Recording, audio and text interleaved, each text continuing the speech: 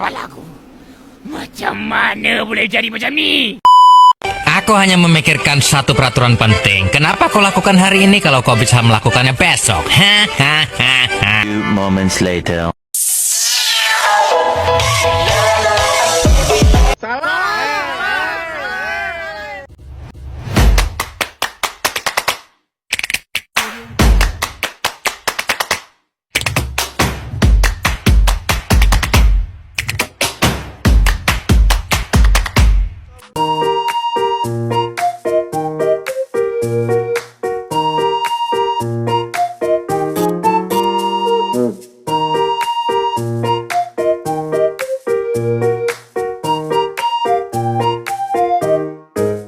Assalamualaikum warahmatullahi wabarakatuh. Di sini saya akan menjawab tugas yang diberikan oleh Bapak Bobi Mandala, yaitu tentang kekuatan politik, meliputi definisi politik,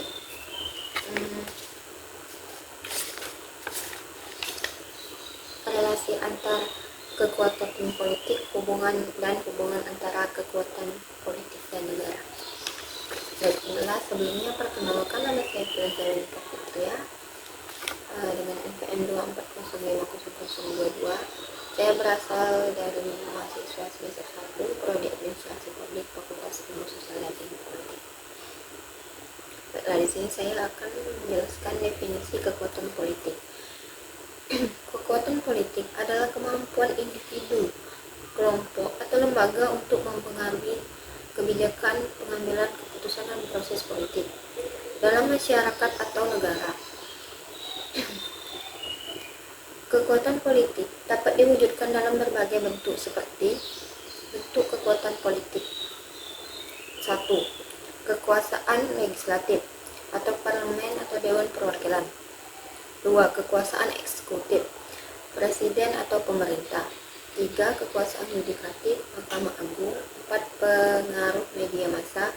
5. Kekuatan ekonomi atau korporasi, organisasi bisnis. 6. Kekuatan sosial atau gerakan sosial, organisasi masyarakat sipil. 7. Kekuatan ideologi atau partai politik, gerakan ideologis. Sumber kekuatan politik: kekuasaan formal atau jabatan. 2. Pengaruh informal, jaringan atau relasi. 3. Kekuatan ekonomi atau kekayaan, sumber daya. 4. Kekuatan ideologi atau keyakinan, nilai. 5. Kekuatan sosial, dukungan masyarakat. 6. Kekuatan teknologi atau penggunaan media sosial, teknologi informasi. Faktor yang mempengaruhi kekuatan politik: 1. Kepemimpinan. 2. Strategi politik. 3. Jaringan dan relasi. 4. Kekuatan ekonomi. 5. Kekuatan ideologi. 6. Kekuatan sosial. Dan 7.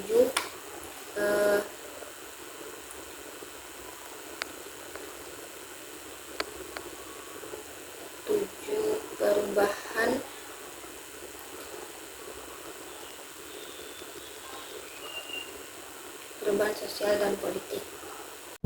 Yang kedua adalah relasi antar kekuatan politik.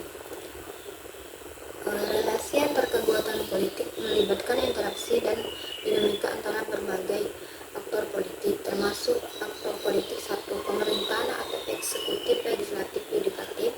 2. Partai politik. 3. Organisasi masyarakat sipil atau LSM. 4. Korporasi dan bisnis. 5. Media massa. 6. Gerakan sosial dan aktivitas. 7. Lembaga internasional. Jenis relasi: 1. Kemitraan atau kerjasama. 2. Konflik atau perlawanan. 3. Negosiasi atau perundingan. 4. Kooptasi atau pengintegrasian. 5. Oposisi atau perlawanan politik. 6. Kolaborasi atau kerjasama strategis. 7. Kompetisi atau persaingan politik.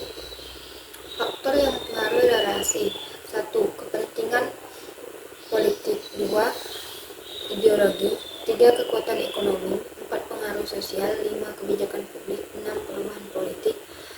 7. Kondisi internasional. Teori relasi kekuatan politik. 1. Teori kekuasaan atau Max Weber. 2. Teori elit atau Vilfredo Pareto. 3. Teori kekuasaan politik atau Robert Dahl. 4. Teori konflik atau Karl Marx. 5. Teori jaringan atau Mark Granovetter. Yang ketiga adalah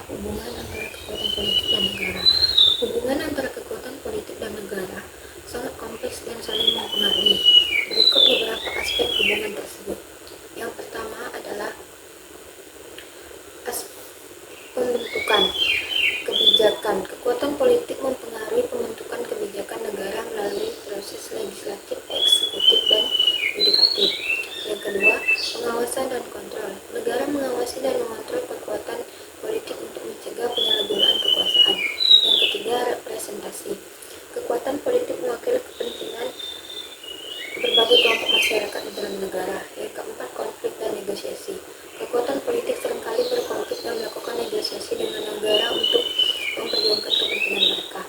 Yang kelima, legitimasi. Negara memberikan legitimasi kepada kekuatan politik melalui proses demokratis. Bentuk kekuatan politik dalam negara. Yang pertama, partai politik, mewakili kepentingan politik dan ideologi tertentu.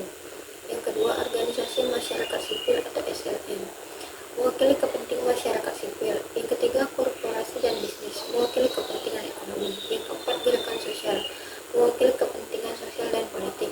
Yang kelima, faktor yang mempengaruhi hubungan. Yang pertama, sistem politik, demokrasi,